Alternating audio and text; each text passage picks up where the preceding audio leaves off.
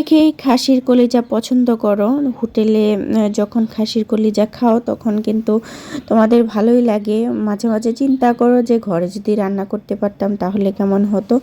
ঘরে রান্না করলে বাজে একটা স্মেল আসে, সেজন্য তোমরা রান্না করতে চাও না। কিন্তু আমি আজকে যেভাবে রান্না করছি সেভাবে যদি রান্না করো তাহলে অবশ্যই হোটেল স্টাইলে রান্না হবে আর একদমই গন্ধ থাকবে না কলিজা ভুনাতে।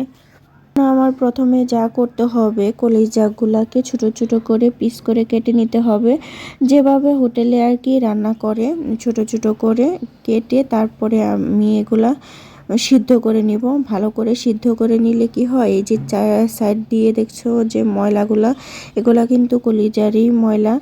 আর এই বাজে ফ্লেম মানে গন্ধটা আর কি চলে যায়, তখন আর রান্না করলে গন্ধ লাগে না।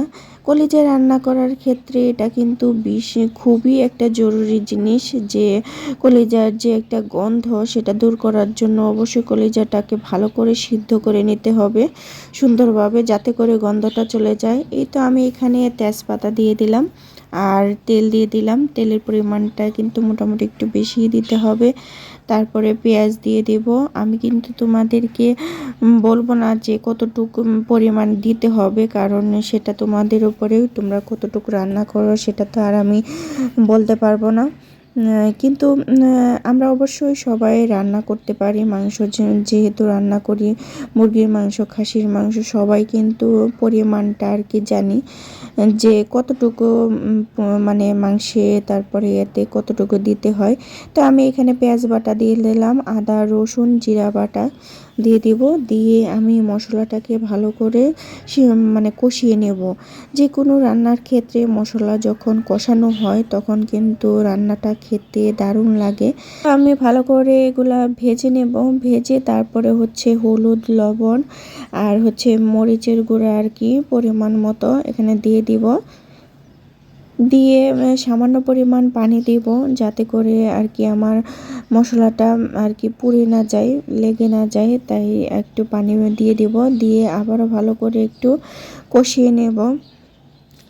কলিজা ভুনার ক্ষেত্রে কিন্তু তোমার মশলাটা যত কষানো যায় ততই কিন্তু টেস্ট হয়। আমি এতক্ষণ পর্যন্ত কষাবো যতক্ষণ পর্যন্ত না উপরে তেলটা আর কি ভেসে আসে।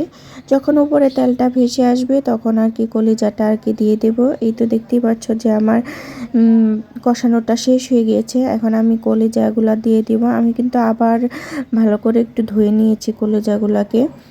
তো দিয়ে আমি এখন চুলার আঁচটা মিডিয়াম করে দেব, যাতে করে মানে সুন্দরভাবে আর কি হয়ে যায় কলিজাগুলা। আর ডিম করে দিলে কি হয়, তেলটা সুন্দরভাবে উপরে আর কি উঠে আসে। তোমার মতো পানি দিয়ে দেব আর গরম মশলা দিয়ে পানির পরিমাণটা কমিয়ে দেব, যাতে করে তাড়াতাড়ি হয়ে যায়।